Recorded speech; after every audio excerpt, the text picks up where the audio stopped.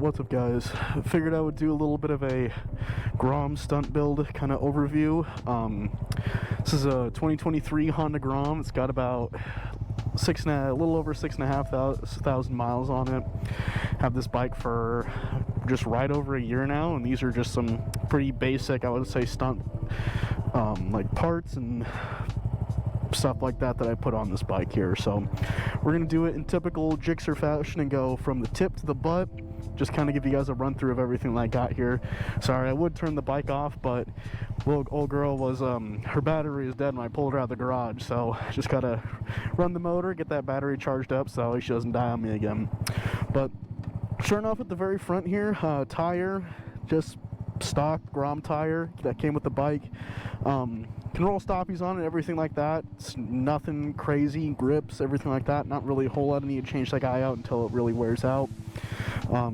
Stock caliper. I do have a steel braided line going up to my front brake. Just makes it a little bit more consistent, makes stoppies and everything like that a little bit easier and everything like that.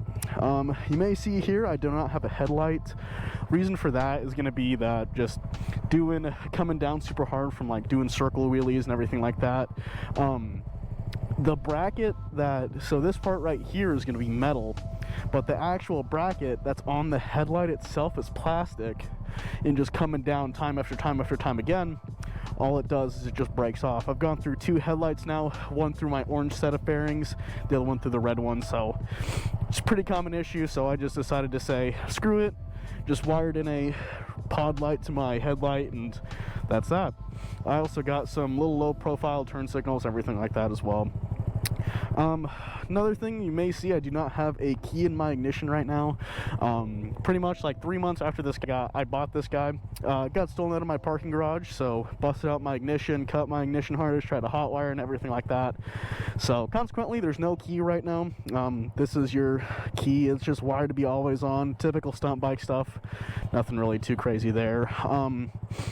Besides that, I have a pair of ProTaper KLX 110 bars. Just a very common Grom mini upgrade.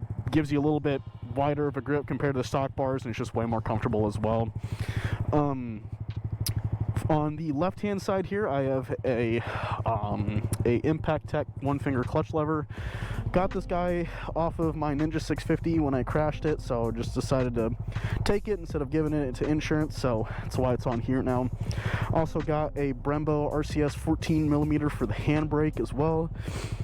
Just pretty nice, just standard pretty much Grom upgrade as far as like handbrakes go. Little reservoir, got a steel braided line back to my caliper, which we will talk about as we get farther down the bike here. Grips, just whichever's most comfortable for you is the grips that I recommend to people. I personally really like these little Renthal grips. They're pretty cheap. I like them. They're really comfortable and everything like that, so not a lot of reason to change them out. Because of my handbrake, had to move my left hand gauge or my left hand like control thing to below my little support bar right there. I can still turn on my lights and everything like that if I have the stock headlight. Still have my horn, my turn signals and everything like that as well. So yeah, I do also have my handlebars rolled forward, so if you look, they're a little bit more aggressively rolled forward compared to like a stock bar position. Now what this allows for is when you're in your like double back pegs and stuff like that, it allows you to be more comfortable with your bars rolled forward, extends you out instead of being so compressed in the bike. From there, these little side pieces, biggest thing about them is that you want to run a bead of silicone around the side of the inside of this fairing. You want to run a bead of silicone, just helps reinforce them. Just rolling stoppies, coming down hard from wheelies, your knees will push these guys through, and it just looks a little bit more clapped and everything like that. Really not in a whole big of a lot of an issue, but just makes it look a little bit more furnished and everything like that. Going down to like the motor here, because it's like the midpoint of the bike, I have 60% stiffer clutch springs from the OEM.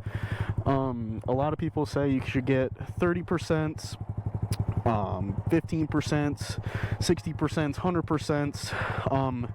Really, I highly recommend the 60% clutch springs. It makes the clutch feel like a normal clutch would on like a big bike or something like that. So you get your finger strength, you don't get weak trigger fingers or anything like that. So 60% just really helps with this, with the second gear wheelies, third gear wheelies. If you are able to pop it hard enough on these guys, third gear wheelies, just stock springs and everything like that makes it so much easier to do. It is possible with the stock clutch springs, but it is quite difficult to say the least. As well, on top of the clutch springs, I also have a GromBeardo oil pickup, or like extended oil pickup. I can't remember like the exact term for it. Basically, it has a stock oil pump, except there's a straw on it, so it moves your stock oil pickup from like right here, essentially, farther back. So when you're in a wheelie, there's a straw, and all your oil basically goes to the back of the motor. There's a straw that basically sucks up all the oil from the back of the motor, pumps up to your cylinder head and everything like that, so that way you don't oil starve your bike as hard.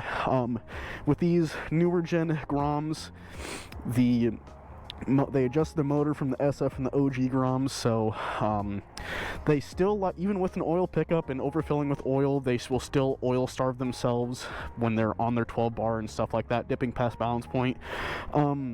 Really not that big of an issue unless you're like stalled out in a stalled out like a circle, or like the bike stalled out on its 12 bar. Other than that, it'll start to, like, the motor will start to tick and everything like that, but typical, just like street riding, really not that big of an issue at all or anything like that. So while we're on the topic of oil, I run my oil just to the top of the sight glass.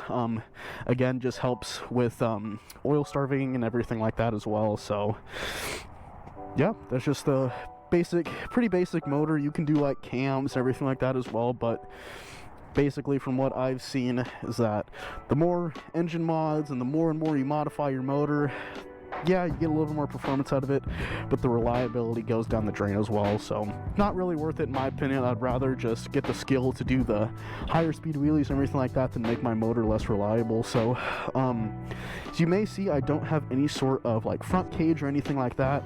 The reason being is that, one, I just see it as unnecessary. I really don't have a big need for like all that crash protection, everything like that. Plus, if you crash your bike hard enough, the crash cage in the front will actually bend the motor, or bend the frame, sorry.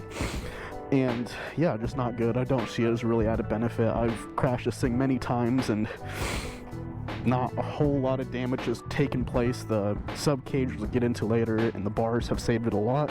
Eventually do want to get some axle sliders, just because it's a little bit added protection, really doesn't affect the bike a whole lot.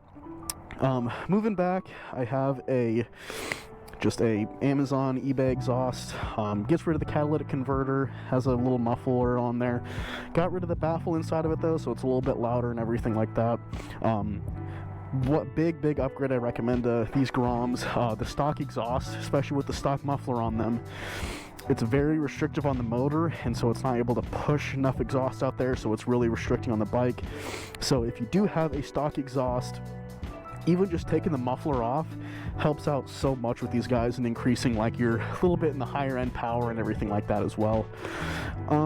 Moving farther back, I guess we'll go to like the biggest thing here, which is going to be the sub cage. Sub cage, it is a MK-stunts 12 o'clock bar / sub cage combo. Really like this guy.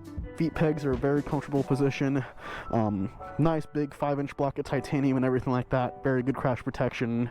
Yeah, 10 out of 10 recommend. If you're looking to pick up a 12 bar, MK-stunts is definitely the people to go to. And then yeah, leads me back all the way to my rear brake, or my rear tire, with my my foot brake caliper and my handbrake setup and everything like that.